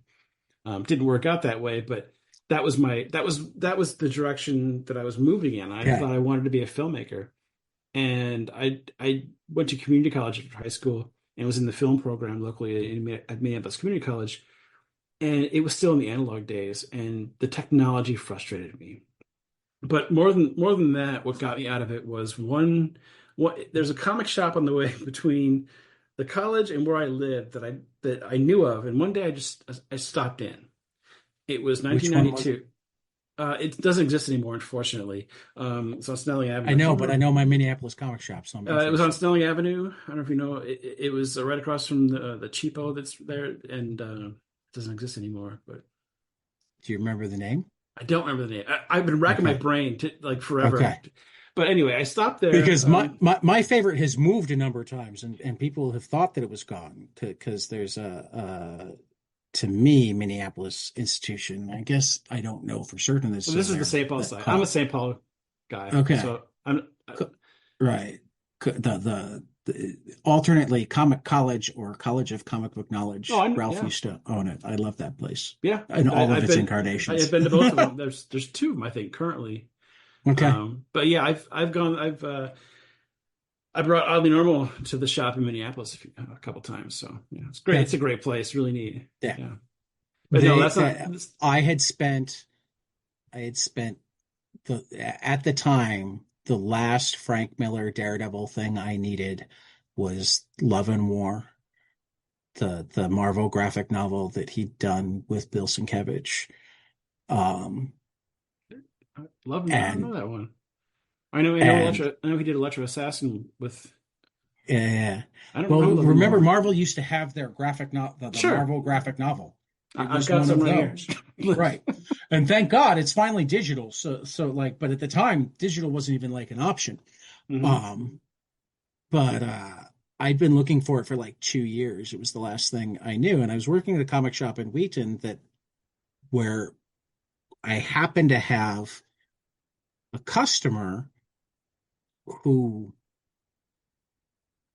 was his silent partner.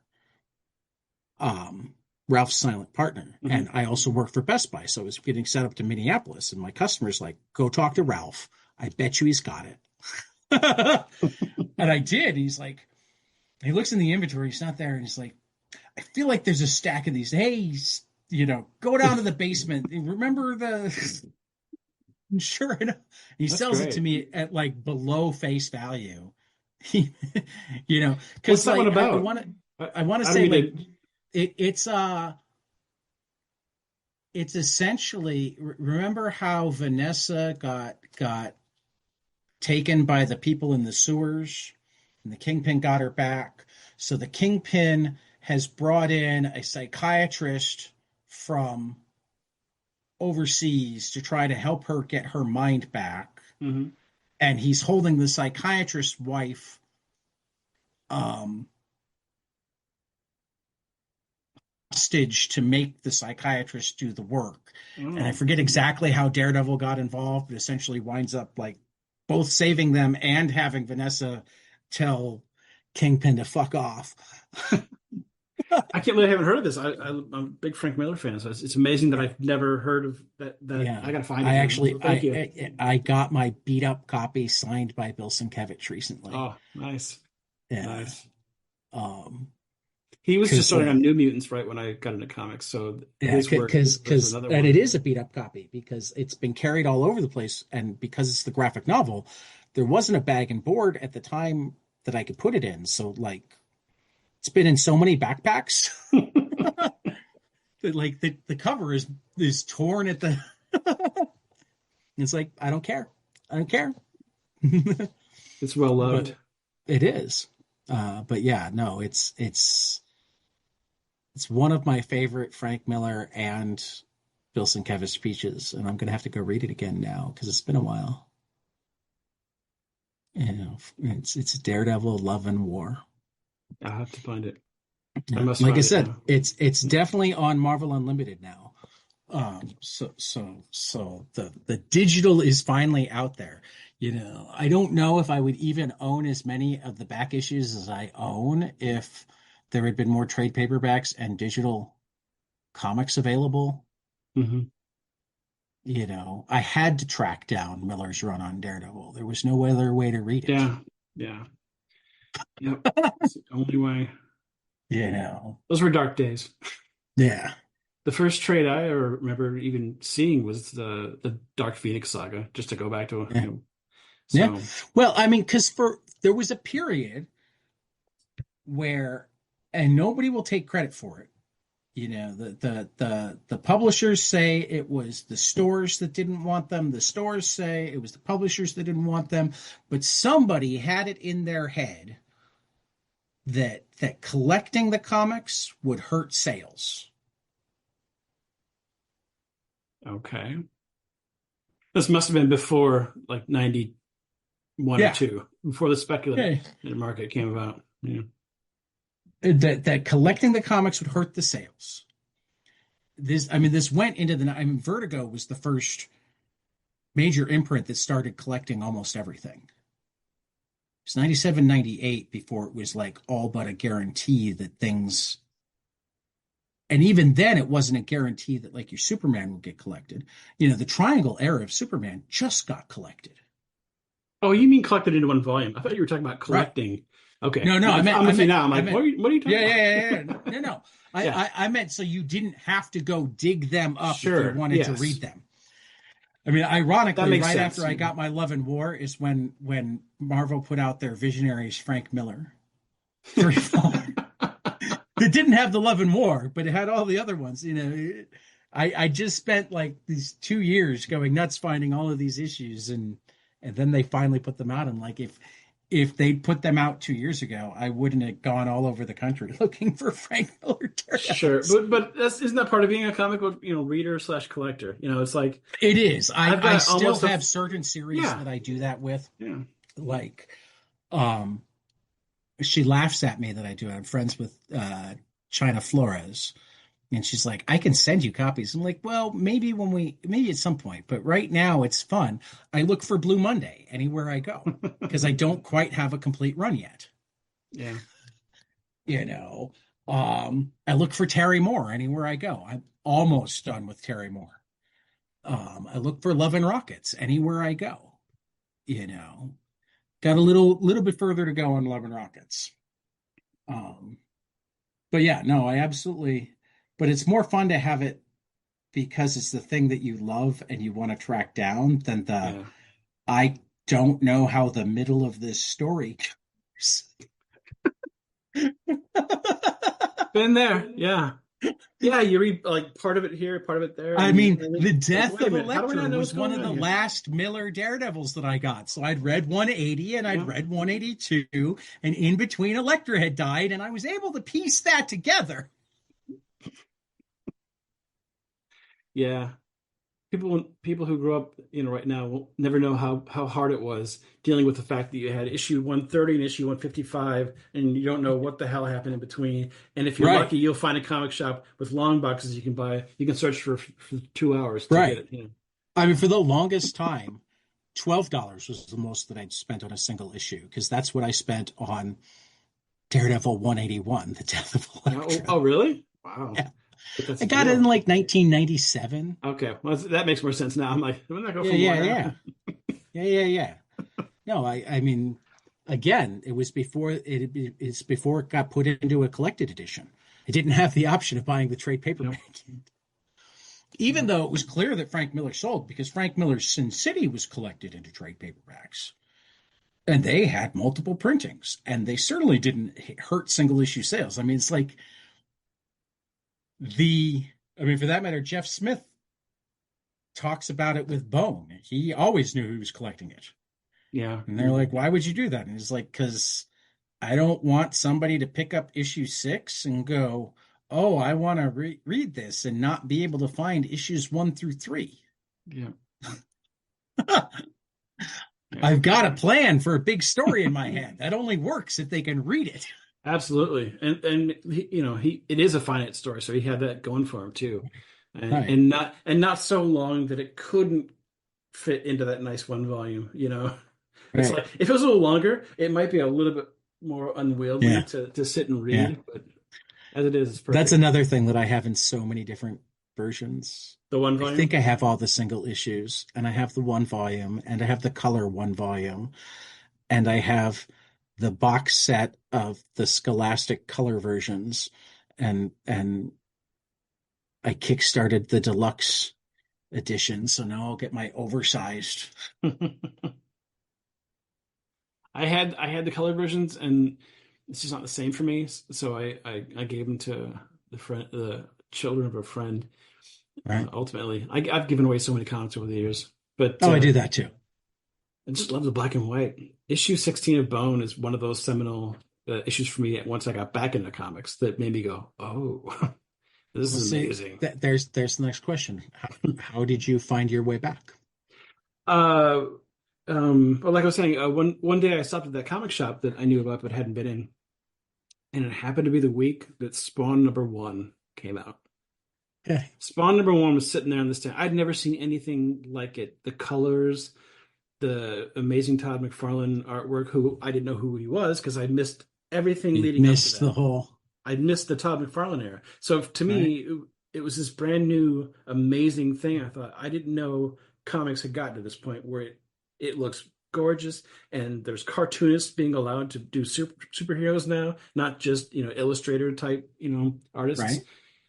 The you know I fell in love again and just devoured and it coincided with the Image. I mean, it was like I got back into comics right when Image came out, and unfortunately, I missed 4 years of being able to work on my drawing skills, so I had to sort of play catch up in a big way, and feel like I still have. Right. Um, but that got me back into it, and I'm like, you know what? I kind of think I can tell stories this way and be happier than trying to do it with film. So that's what got me back into comics and back into the Okay. idea of maybe doing comics professionally. So. Um, just Spawn, or were there other Oh ones no, that kept? there were I mean, lots of others. I mean, I did it. I mean that's an era that had that even people in the era couldn't read every. I mean, that was the beginning of it's impossible to read all of the good comics coming out. Yeah, it was an Um, avalanche right. after that.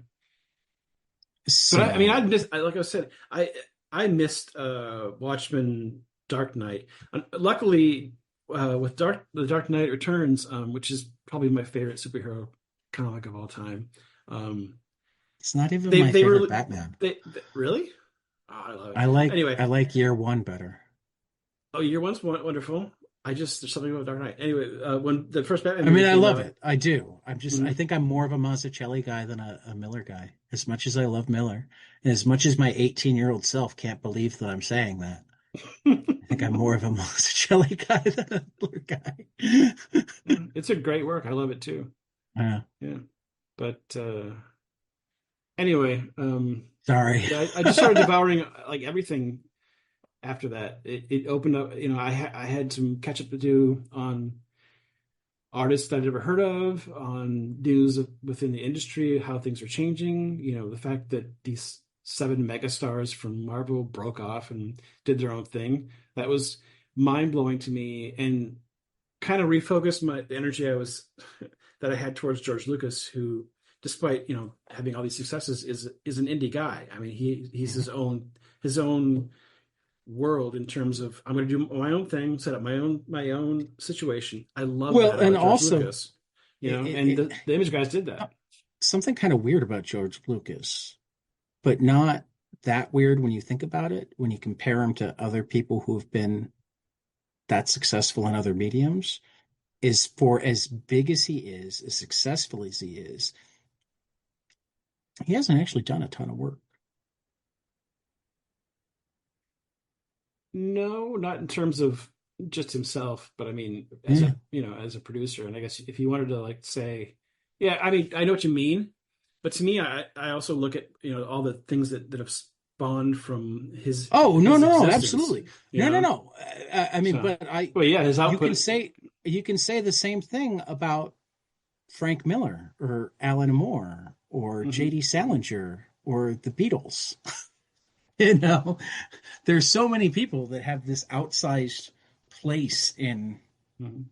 their medium that actually, when you think about it, it's like, oh, so one of the keys is to do some really great stuff and then not do anything to diminish it.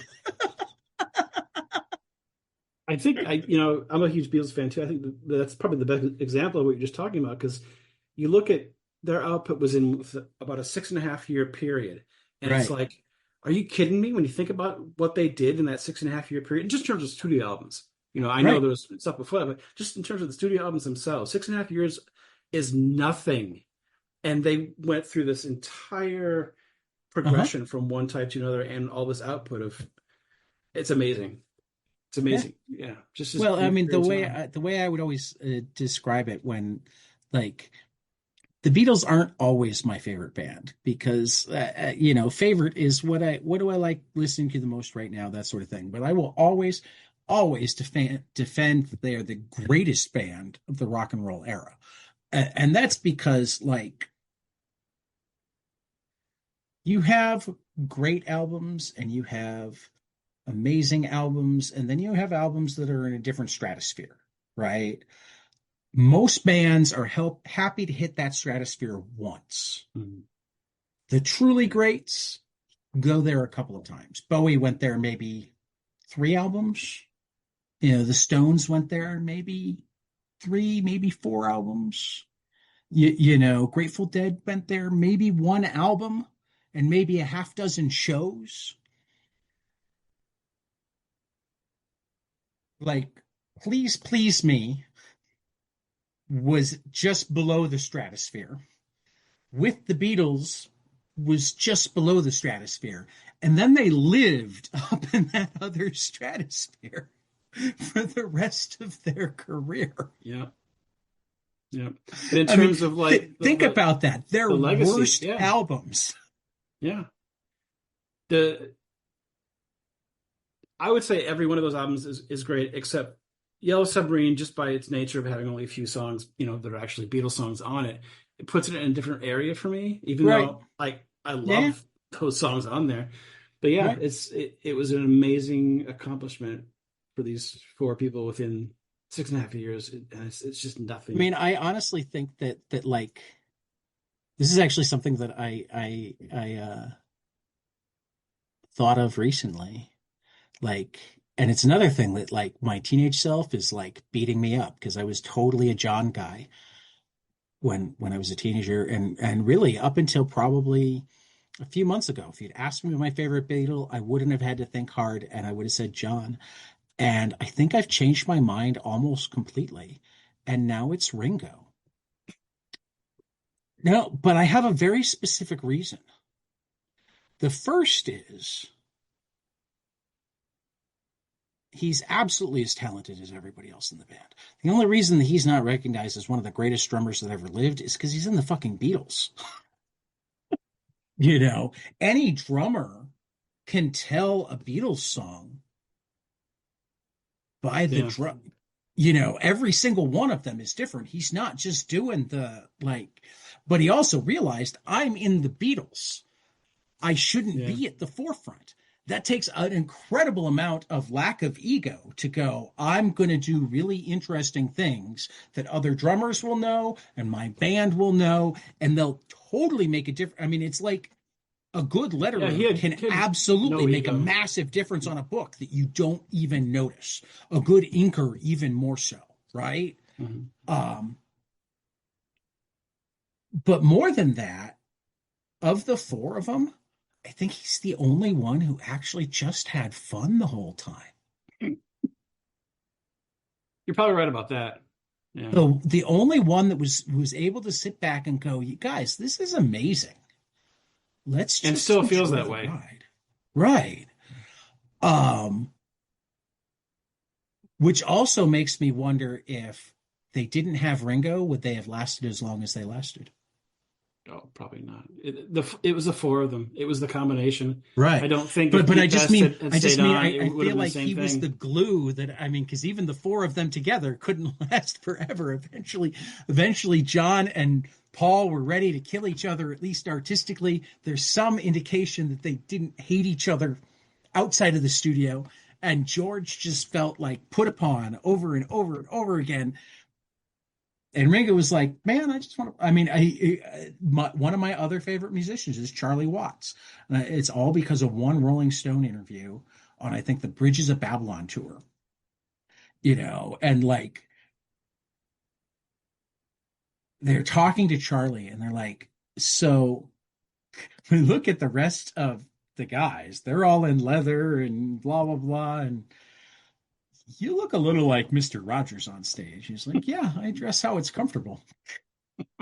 And they're like, "So, I mean, they still have that." He's like, "Oh, I don't stay at the same hotel as them. My wife and I have different hotels in every city. Sometimes our grandkids come with. We go to the museums during the day, and You they'll guys go have to a totally bed, different and I'll go experience. play." And they're like, "Then why do you still do it?" He's like, "Oh, because I've never played in a better blues band." Yeah, You know?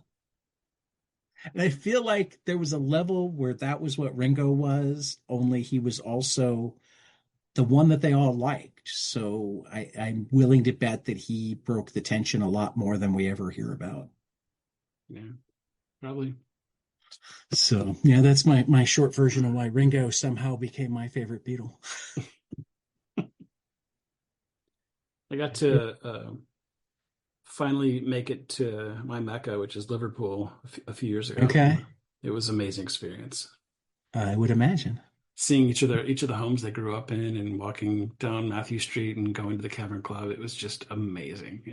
Yeah. It's for a massive Beatles fan like me, it was like, a religious experience.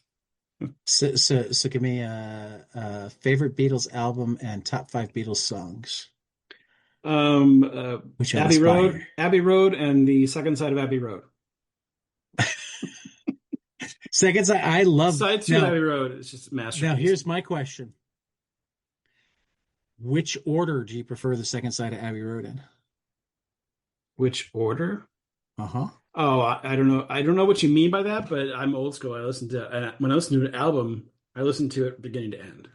I know, but the huge melody, when it was originally recorded, Her Majesty was Majesty was in between. there. Yeah. Why would anybody listen to it other than what it ended up being? I mean, Um, it sounds better that way. I okay. challenge you to listen to that. I mean, No, it's on the Abbey Road Deluxe Edition, so you can stream it all over the place. Um, The one downside is they didn't have the lyrics in the end yet. Um, the upside is it's beautiful, and it was how they recorded it. Yeah, it was originally in there, and They they took it, recorded they as just one, lifted it out, and, right. it wasn't Well, even but supposed to be also, tagged on to the end. That was an afterthought. well, rumor has it was also because Paul didn't think there was going to be another album, and he didn't want John to have the last word, even if it was the end. I don't know about that, but okay. I'm not a mind reader, so I can't.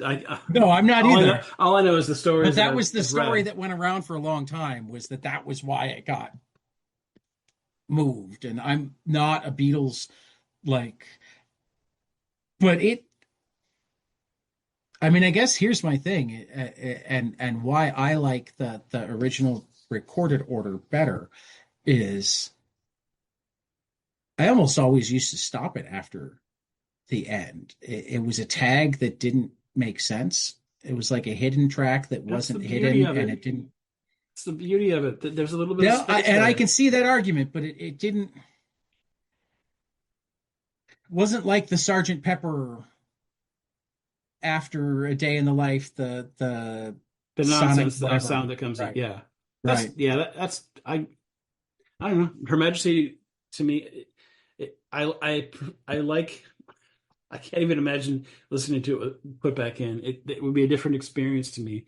It I think just it is, but I think to me it was experience that made three of the songs on the that side better than they were already, and they were already really good. okay. Well, to each their own. I'm not gonna tell you that Yeah. Yeah, no, The I Jar Jar was free version of Phantom Menace is better than the theatrical. It's to me, I accept it pretty as much is artist. most of the time. Sure, maybe. All I know He's got a is couple of points. I mean, it's hard to have a I don't completely Jar Jar free version of Phantom Menace. I don't take in stuff that way. I take it Yeah. as it came. You know, Whereas I'm and a process guy. I love, if I love particularly process if it's too, been but released, I want to listen to it and listen to it, read it, watch it, and like all of its forms. And most of the time, I agree that the final form is the best form. But so does this mean you don't like the Let It Be Naked either? no, I don't. I have no use for it. Um, Right, I understand the reason it exists, and I completely get why, Paul wanted, to strip the all the orchestration off of it, and right, how much he hated the wall of sound right. stuff on Let It Be. But the original release is how I came to know it. As much as I agree that it's overproduced, that's just the version that And is part of it for me. I mean, I do prefer the original Let It Be, but I love them both. Mhm. Um, I yeah. listened to that. That was one of the first things I actually listened to with what's the sound where it's like you can hear it placed in different areas. What's it called? Surround sound, No, but it's more than that. Atmos, Something like anyway. Dolby First time I Atmos, got bunch of things. My Apple AirPods and it had I Okay. listened to that. I listened to that because it was supposed to sound really good on it. The Let It Be Naked, and it felt like you were sitting on the floor between all four of them, and Nice. you could feel where they were in the space you were sitting in. It's beautiful. It was an amazing experience. So yeah, yeah. I just reminded myself of another piece of media. Have you ever read Nick Hornby's Juliet Naked? That sounds familiar, but I guess not because it's not. Okay. I mean, it's one of his later novels, and I think he was I mean, I imagine it was somewhat inspired by the whole different versions of Let It Be, etc. But like, it's about a pop star who had one amazing album and then pretty much vanished, but he has like this rabid fan base, and suddenly, the stripped down version of his big album comes out, and and the fan base is going nuts on what it means, etc. And like the the girlfriend of one of the biggest bloggers about him weighs in and goes, "It seems kind of simple. I think the other version is better. This is like the rough draft." And she winds up getting an email from the actual reclusive. Yeah, me too. And that's like the jumping off point of a Nick Hornby novel. Mhm. But all right, we're coming up on 8 o'clock, so I'm going to ask the question that stuck in your head earlier. Tell me something you love, preferably comic, but whatever. Preferably storytelling, but again, whatever. Um, that like you need more people around you to experience so that you have more people to talk to about it. Hmm. Yeah, I probably should have been thinking about that, but we were talking. Been distracting you. Oh, that's a tough one. It's a tough one. There's so much good. Part of And I kind of want to if go it's tough back because you have to. multiple things, you can do multiple. I don't hold you to one. We have no rules. Well, this kind of fits within that framework, I guess. There was a comic series in the early '80s, came out in the early '80s called Dreadstar. It was Jim Starlin's creator-owned title with Epic, which is Marvel's, their Right. own offshoot. And it's one of my favorite sci-fi stories ever. And nobody seems to know about it or talk about it. I know about it, but I haven't read it, so it just Okay. went higher on my list. It, and if you ever read it, you got to read it from the beginning. There's a story in Marvel had a magazine. I forget what it's called at the time, but he did a short story that set the universe up, and then he did another story. It was a That's graphic right. novel. It went to First Comics too. That was after Marvel. Yeah, after Right. Epic. He continued it at 27. first. Yep. Yeah. And then he kind of gave up the title to Peter David Peter as David took over yeah, with issue yeah. 41. Yep. Looks like it wound Yeah. up at Malibu eventually. Yeah. What Something at Image. Wow. Image? I'm not sure about that. I know he did a Dreadstar Returns First appeared Kickstarter. in Metamorphosis Odyssey in Epic Yeah. Illustrated #3. Yep. Epic Illustrated. That was the magazine. Yep. Yeah. Yep. Yeah.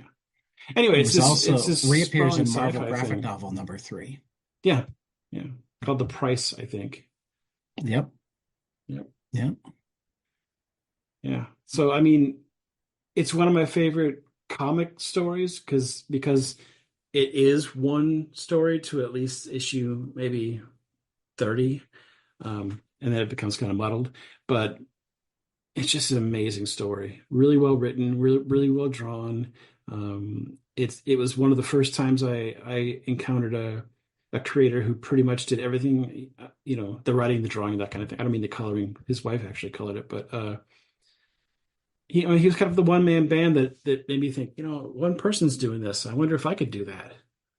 That was another thing that drew me to it. But unfortunately, it's tough to get the whole series because of the whole reprint, situation where you can only get part of it, and so Well, nobody knows about it. it does look like he kickstarted an omnibus volume 1 with talks that there were gonna be 3. Sure, Did and it? I forget who it was, but some other publisher reprinted part of the original series. Dynamite did, I think, 12 issues. It's like, yeah, I started with Wikipedia and they said that Dynamite did 12 issues in 2 volumes. SLG actually did 4 volumes in black and white in the early Um, 2000s. But yeah, yeah, it that's doesn't look unfortunate. like enough of it's been reprinted. But it does Can look I? like there's at least some that he's working on getting reprinted. Yeah, that's true. And you can, I mean, if you want to, I know some of it's available digitally. Right. So, but that's one thing. I want to name one more thing that's also, not recent, but is one of the comics that I got into big time. It was a huge influence on Oddly Normal for me in the 90s. There was a series called Akiko um, by Mark Crilly, Akiko. And it's one of those, little girl in Fantasyland things. It was black and white. I forget the publisher's name. And I'm not, they're not within reaching distance right now, but it's a great little, black and white comic series. A lot of fun. If you like Wizard of Oz That style looks like it's stories, available through Penguin Random House right now. those might be some of the stories that he wrote and like they're like illustrated chapter books. I don't know that the Oh, the did he series do is available. Yeah, he did. He after he finished illustrated the chapter series. books? Yeah, Okay. I've asked him on Instagram many times when are you going to put Akiko out digitally so that you can have it, and he's like, maybe someday. I'm like, "Well, get it out." Yeah, it's a great series, and it I got into that like right after I got back into comics again and started reading Spawn. Oh, he did the drawing lesson. That's a very good um like how to draw Yeah, he's done a few of those. comic. He's a really good teacher of art. I think that's his main thing these days. At his website, it looks like it's just listing the books. Yeah, Oh, wait a minute. Comics, the Akiko series from Sirius Entertainment. There are 8 Akiko serious. trade back That's the one. collecting issues 1 to 47 of the Akiko comic series. So it looks like they might actually be available in Yeah, pocket size. Yeah, they're trade versions, but they're not in yeah. print, and so if you might have to go to eBay to find some. Well, I mean, I'm at the a website that has that. Oh no, I guess it's out of stock on 1 and 3. Has 2, 4 and 5 in stock. 6, 7. Yeah, so it looks like 1 might. Yeah, yeah. Stuff to figure out. Yeah, but it's a great series. Dreadstar and Looks Akiko. good. Those would be my two recommendations because I like them. I never hear anybody talk about them. Uh, to me, it's the best thing Jim Starlin ever did, and Yeah, no, I've been meaning to read it for a long time. So it's now higher on my list. And Akiko, I didn't know about, so it just got added to my list. So thank you much. And I have a feeling you'd certainly, like Dreadstar more. It's definitely not a for kids comic, and I mean, right. it's definitely got a more mature bent to it. Yeah, I like so many things though. I mean, if you're recommending it, there's a good chance. I mean, that's my favorite reason to ask this question is I know so few people who like more than I like. So while there are a handful of genres that I don't like as much as other people do, like if you'd given me horror books, they wouldn't have gone very high on my list. I'm kind of picky about my horror, that sort of thing. By and large, if you like it, I'm gonna like it. It's way more likely that I will like things that you don't like than the other way around. I have this anything that's well put together at all, anything that I can see the effort and love in, I like.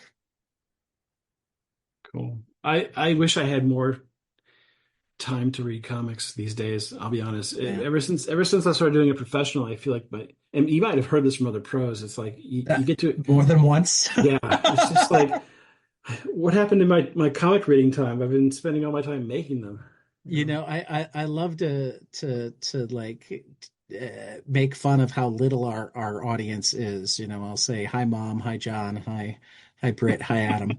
Um, but I know that we have a slightly bigger audience than that just because I know enough creators that kind of trust Tyler and I to guide them towards, okay, I don't have a lot of time to read, but like, what are they like right now? Okay, I'll go check that out.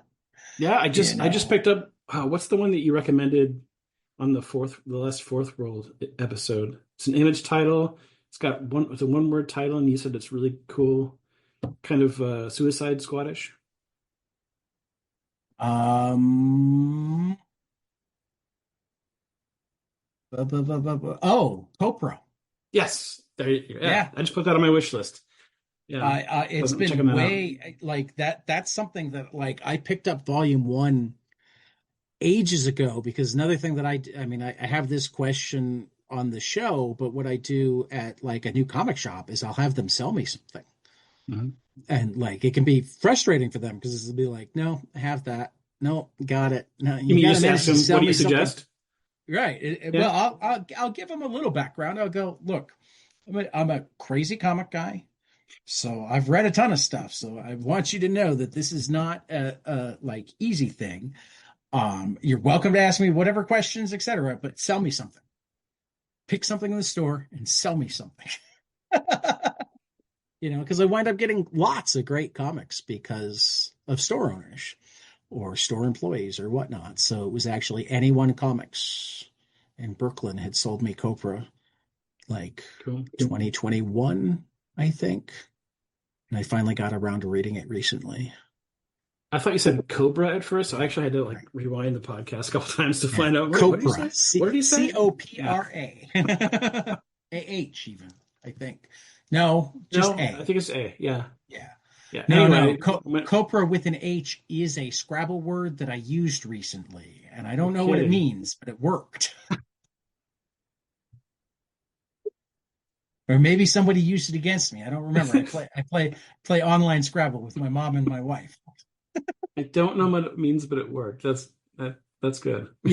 Sometimes we wind up just like throwing the letters down. No, Um, you didn't get a challenge on that one. It's just like no Cobra. well, except that when you're playing online, it won't let you play it if it's not in the Oh yeah. and it looks like it's um it is an archaic form of copra, okay, which is a dried kernel of the coconut from which coconut oil is extruded. So that's what they named the Suicide Squad like team after is the dried kernel of a coconut. And the archaic spelling adds an H. Yeah, I'll try to use it on next time I play my wife's Scrabble. Yeah. Which might not be too much longer because we're old. You know how it is. Yeah, no, I do. So, Otis, it's been fun. We should definitely get together again at some time. I know Tyler would love to. Don't know. I mean, I don't know if you listen to us gush, but every new issue it winds up on one of our lists for the week, and we wind up I, I do wind up appreciate talking it. at least for a couple of minutes about Patchwork Girl, um, because it's been. I mean, it's such a cool story, but your art has a whimsy to it that fits the story really well. Oh, thank Um, you. you know, the cartoonish but also silly, the emotions come across I mean, I loved what was it, dumping extra brains into and the sense of both mischief and justice that came across from Oddly Normal will return at some Yeah. point. Um, the next wonderful issue of Patchwork Girl of Oz will be in stores. Did you say June June 3rd? 4th, issue 5 comes out. 4th? Yeah. Yeah, issue 5. Uh, Otis, it has been fantastic, and hopefully we'll talk again. I And appreciate it. And hopefully I'll get back to speak to your partner also, because yeah, no, it would be nice to Tyler, I talk know, comics with him. yeah, Tyler's amazing. He just like has less free time than I do. I don't know if that Yeah. means he has, well, no, it does. He's got more of a life than I do. This is my life. Well, I can relate. My life seems to be just about making comics, so Right. it takes so much time. Yeah. So, for Otis Frampton, this has been 22 Panels. We will see you after the next page. Hey guys, this is Tyler from 22 Panels. I'm here to tell you all about our Patreon. If you enjoy this show, please consider donating to our Patreon to keep this show going. We have many different tiers, all different levels to help you decide what's right for you. Okay, so get on out there to patreon.com/22 Panels Podcast.